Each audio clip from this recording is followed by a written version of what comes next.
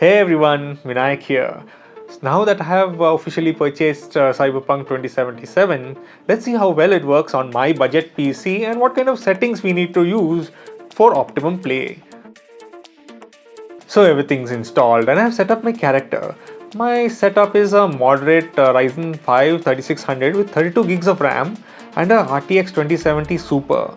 As per the site's minimum hardware requirements, I'm way above, but I have seen how well or badly it's been running on high-end systems, so how much can I get away on my system? I do understand 4K will be overkill, especially with RTX on, but we are testing it out, aren't we? So that all of you out there watching this video get to know how their hardware would fare.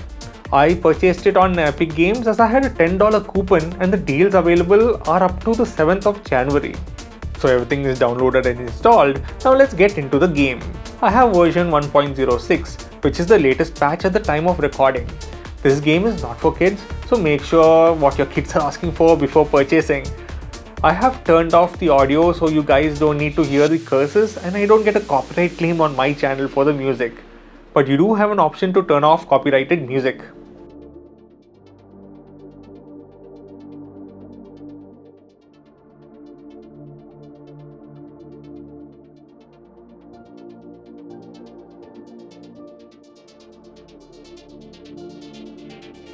Taking a look at my settings, these are the settings right now.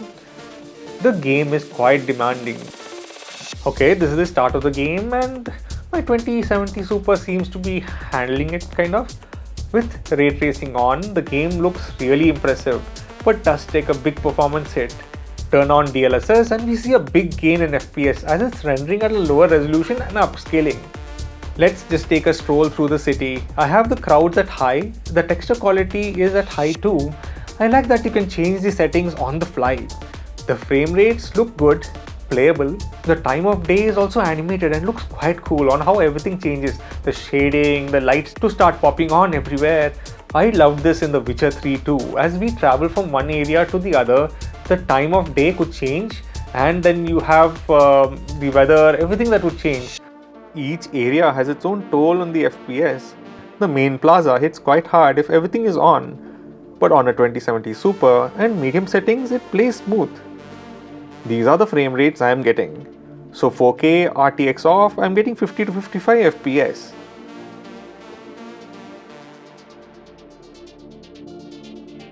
Ray tracing on with ray traced reflections on too, I am getting around 35 to 40 FPS. Not bad. With RTX at 1440p, we get around 44-45 FPS, a bit more than 4K. Without RTX, we are getting 54 plus FPS, which makes the game more playable. Now for 1080p. Surprising, I'm getting a boost of just 1 or 2 frames more than at 1440p. Actually, even though it's a lower resolution, frame rates look the same as 1440p. Ray tracing on and we have 43 to 44 FPS.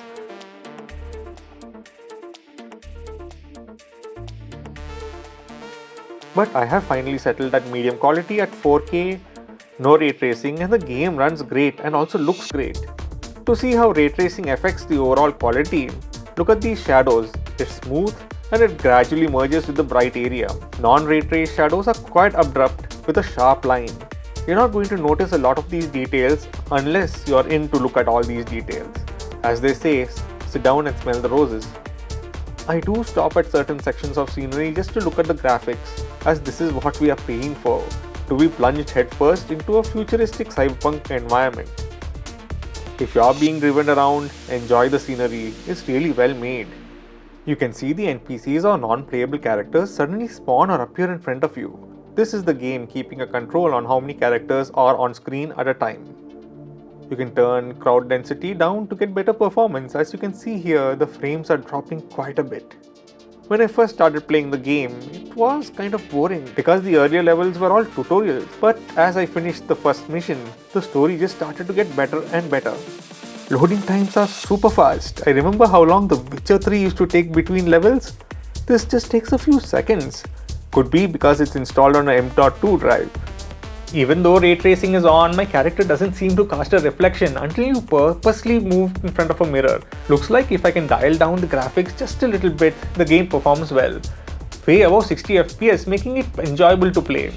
Ray tracing is what makes the game look beautiful, but do you want to enable that penalty? Some would like to look at the graphics and enjoy it as the artists made them. Some would like to follow the story. I, for one, would want a balance between both, so would set the settings to medium, giving the best of both worlds. No frame drop, spoiling the mood of the game, and you can still enjoy the ambience. There are a handful of RTX enabled games, and Cyberpunk 2077 has just joined the league.